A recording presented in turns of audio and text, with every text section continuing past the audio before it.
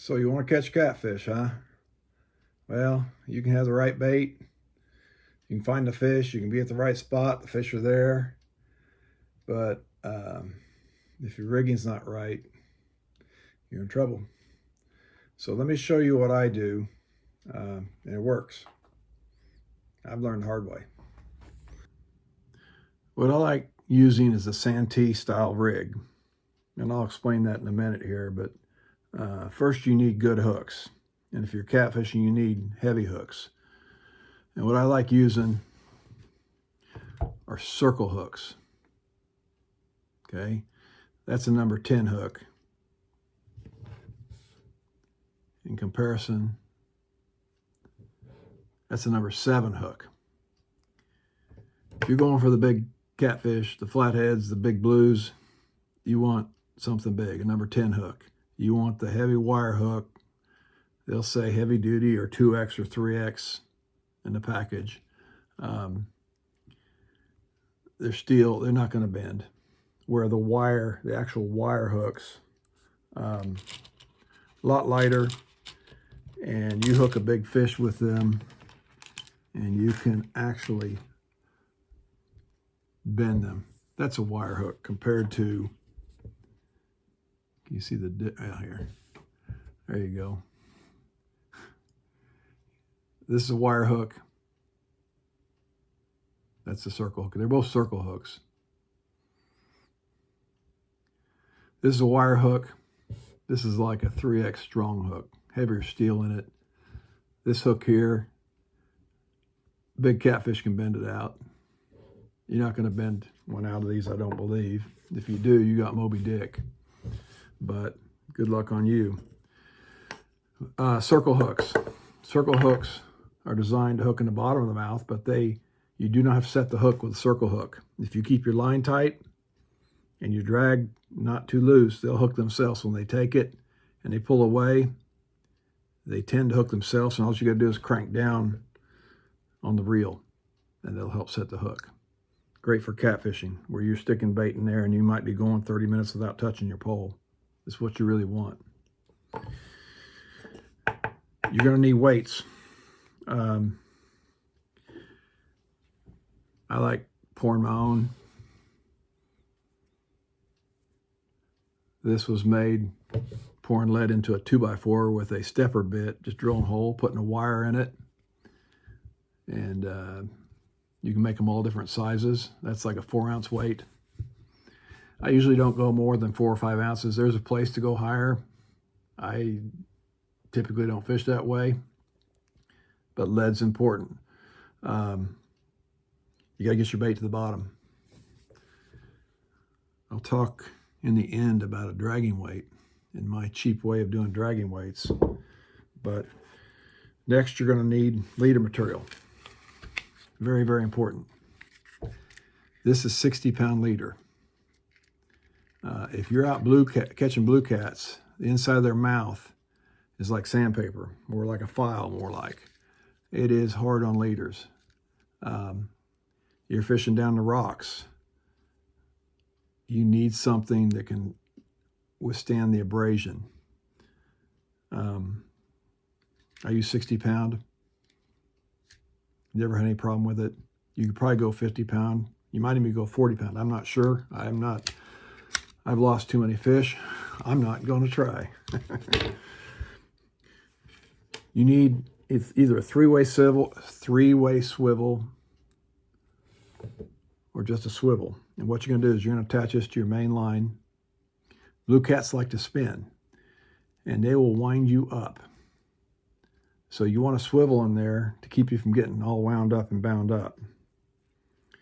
On a Santee Cooper rig, we use a peg float. Okay? You'll see why in a minute.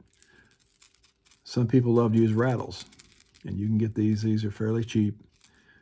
Catfish apparently are attracted by sound, or you can get their attention at least. And you can put that in front of your bait, and that little rattle, they say, tends to attract fish. I haven't noticed a difference personally, but a lot of people say they do, so they probably do. So let me show you something. I start with, let's say I typically will end up with a 2-foot leader. That's very common. So you might start with like 30 inches of line, 36 inches of line. And the all-important thing is how you're going to tie your hook on. Very important. I'll take the big hook, it's easier.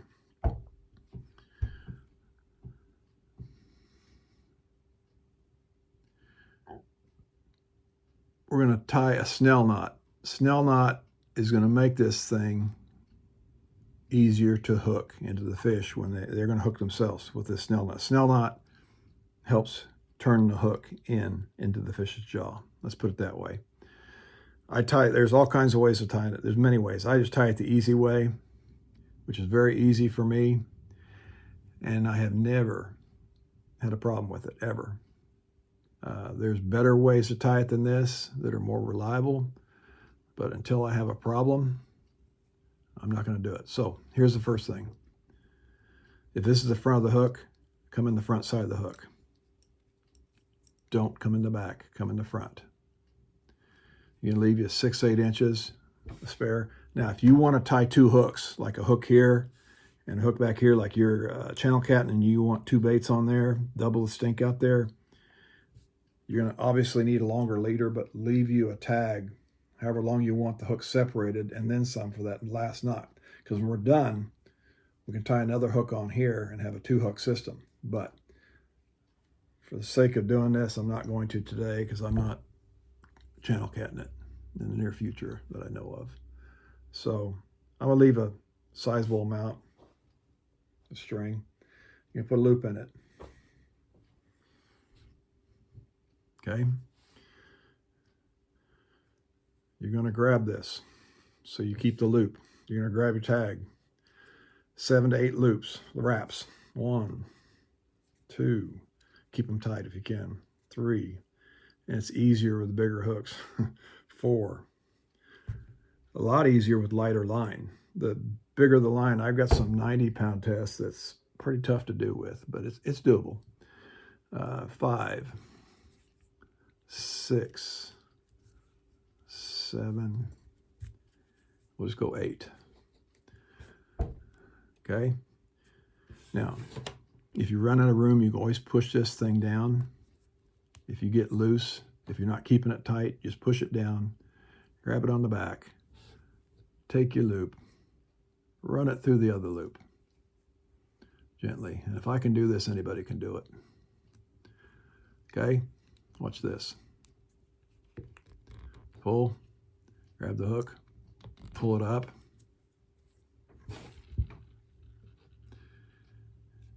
That is a snell knot. Stretch her tight. You can grab pliers on here. But when this fish grabs this and puts pressure on this, it's going to swing the hook into the jaw of the fish like this. So if you're coming in the backside, it wouldn't swing as much in there. So you got a tag. It doesn't hurt to leave some tag on there. I'll be honest with you. I always leave an inch or so, 3/4 of an inch. Doesn't hurt a thing, and it'll actually keep the knot from backing off. Okay, next. I do it, and I'm not the expert, but this is how I do it, and it works. Float. Drop your float on there. Peg for the float. I typically peg it 2-3 inches from the bait. Okay. If I'm using a rattle, drop your rattle on. If you can see. So now when you're going, if you're dragging or whatever, or your waves, whatever, you got noise. Okay, you hear that? Swivel, leader. You need a knot to attach the two. Lots of knots. Use your favorite knot, something that'll work and stay. I typically tie a fisherman's knot or an improved clinch knot. It's pretty simple. put 6 or 7 twists, revolutions in this, and you're going to take your tag and run it through the loop, the leader loop down here. Now, if you want to go improved, you'll take this tag, and run it back through here, through your other loop. Need 3 hands. Now, monofilament, as you pull this tight, it gets hot, and you can lighter line, you'll scar it, you'll stretch it, and you got a weak spot. So it's always advisable to moisten it. That's the easy way. Pull her tight. Right there. So we've got 18-inch 2-foot leader. Okay. Now, what do you say? We got to add a weight to this, right?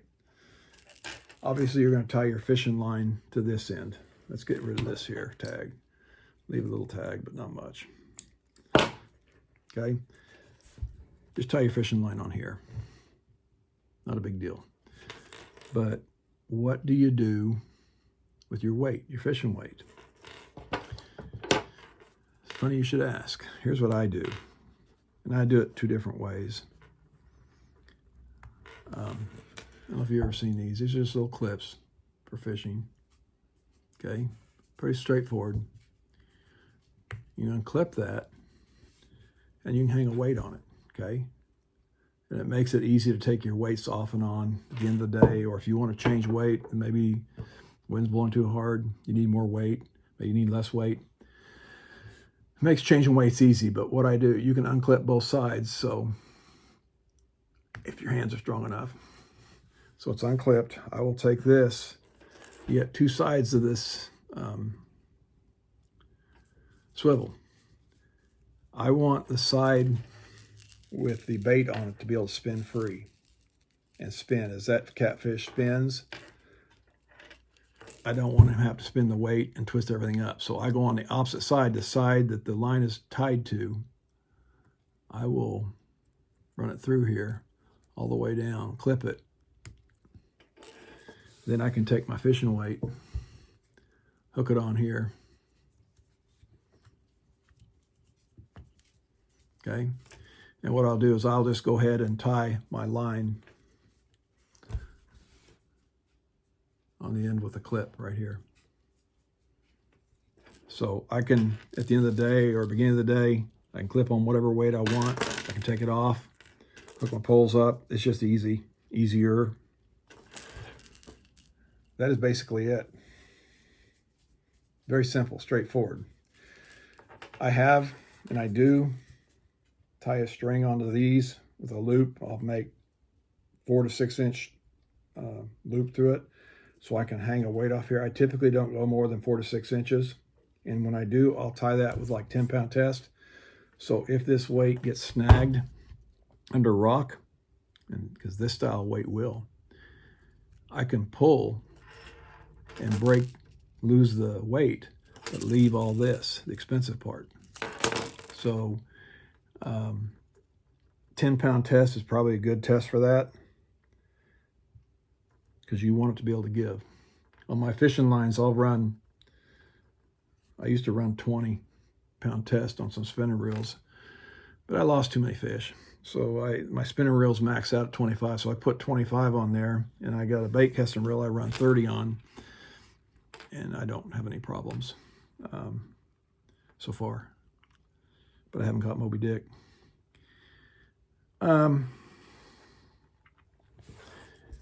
This type of weight, if you're fishing out off the bank, you thought it kind of grabs into the shore, which is nice, and it'll stick in the mud and keep your line tight, right?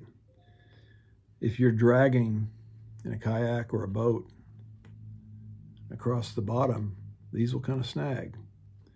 So they make dragging weights. And since I'm cheap, real cheap. Here's what I do. A dragging weight is a slender weight that can slip under a rock. It's narrow, be like a pencil weight, something to that effect, and 3-4 ounces, so that less snagging by far. So the easy, cheap way, if you're cheap like me, that is a tire weight. They come in all sizes. This is a pretty big one. This is like a 4-ounce weight. Typically, I only use 2 to 3 ounces, but they make it, your truck weights are even bigger. You can snip them off if they're too heavy. I used to come in here, put this in a vise and smash the clip down in the vise. Doesn't matter. Typically, I'll just drill a hole in it, put a piece of string on it, clip it on. And I will adjust that weight. I'll have several with me. Now, if I'm dragging the weight, long skinny weight, less likely to snag on things, rocks. Especially when you're near a dam or lots of rocks and things like that, or wherever you're fishing. These work well, they're cheap. You can go to the used tire store. They may give you some, or you may spend a few bucks for a bucket of them. It'll last you a long time. These are lead. You can get them out of zinc. Zinc work just as well. In fact, they're probably more environmentally friendly because they're not lead. I'll tie these with a lighter line than what I'm using here, 10-pound test. In case they do get snagged, I can just break them off. Not a big deal. That is how I catch fish. Anyway, this is how I do it. And I don't lose fish down here. I lose fish right there, like I say. Watch your knots. Retie. If you got a special trip going, just take it all apart and retie it. It's not that big a deal. Do it at home where it's easy. Tie a few of these snell knots. You'll get used to it. So when you're out there and you snag, it's easy. Take your leader material. It's fairly cheap too. Leave a tag, like I say, on here. If you're channel catting it and you're using like chicken or chicken livers or whatever you're using, anytime I've used these big hooks on channel cat, it'll come out, and a lot of times that hook will come out their eye and you're scarring the fish. So switch down. If you know you're channel cat, going for channel cat, don't go with the number 10 hook. Go to 6 or 7 size hook, 6 or 7 aught. It's a 10 aught. Use a smaller hook. Less likely they'll come out and take their eyeball out. Okay, from time to time I'll lose a fish. I've lost quite a few this summer. Typically on bigger fish, and it's frustrating. Early I lost quite a few, and I went up to from 20 to 25 pound test. I still lost a few, and every now and then I'll lose one, but when I lose one, it's not from this. I don't lose it here. I bring my line back, and when you got a little curl on the end of the line, just a tiny little curl, your knot gave way. It's a knot thing, typically, almost always. So what I do to combat that is every other time of fishing, every 3 times of fishing, I cut this all off and retie. I use the same equipment, but I just retie it in fresh knots, fresh line. You can, on your line that goes to your swivel, take it and feel it. If it's rough, cut it out till you get to smooth. It's getting scarred, it's getting weak. The smaller line is big when you tie your knot, wet it down when you cinch it. If you cinch it down and it starts to curl on you when you're done, cut it off and do it again. It's got to be lubricated. It's overheated when you pull that knot tight. So knots are everything. That's how I lose fish, typically. There's nothing worse than seeing your line go sideways. You reach your pole, you give it a tug, and there the fish goes. And it was a big one. Very frustrating. So I suggest go get some leader material, 50, 60 pound at least. Learn how to tie a snell knot. It's a little harder on the smaller the hooks because you don't have as much room. And as you're wrapping it tight, push her down there to make more room till you get it on there and just pull her tight. Works fine. It's pretty forgiving. I floated and not floated these weights. If you float them, the idea is you're getting the bait off the bottom, okay? If you think about a flathead, his eyes are on top of his head. If the bait's down on the bottom, he's using his nose only, which is a big thing, but get the bait up where they can see him in the water column a little bit. It just works better. That is proven. That's the beauty of these weights. These weights are cheap. 3-inch pencil weight. They make ones with rattles in them that are kind of expensive, or you can just do something like this. Any bait store will have these. They're fairly cheap. This works. Things have changed over the last 50 years. This is one of them, for the better. This works. Big hooks, strong hooks. Last but not least, if you're hooking bait to if you're hooking up a sunfish or a crappie or bluegill or cut bait, whatever, you're hooking a piece of meat through it, clear the tip of your hook. Get the scales off the tip. You want that thing razor sharp. And if it's not, carry a file, just in case. Make sure that's file sharp, sharp, sharp. If you can't get it sharp, just put a new hook on. It's not worth losing a big fish. And your time's more valuable than that hook. So I'm having an afterthought. Let me help you out. You want to catch fish like the big dogs do? Let me tell you what to do. First thing you need to do is go mash that subscribe button like you mean it. Knock it right in the next week. And you know what? You'll be catching the big one. Guaranteed. This right here is my favorite thing ever. In the history of forever. I think about this every day. I think about this all night long. I stay awake, not sleeping, because I'm thinking about this.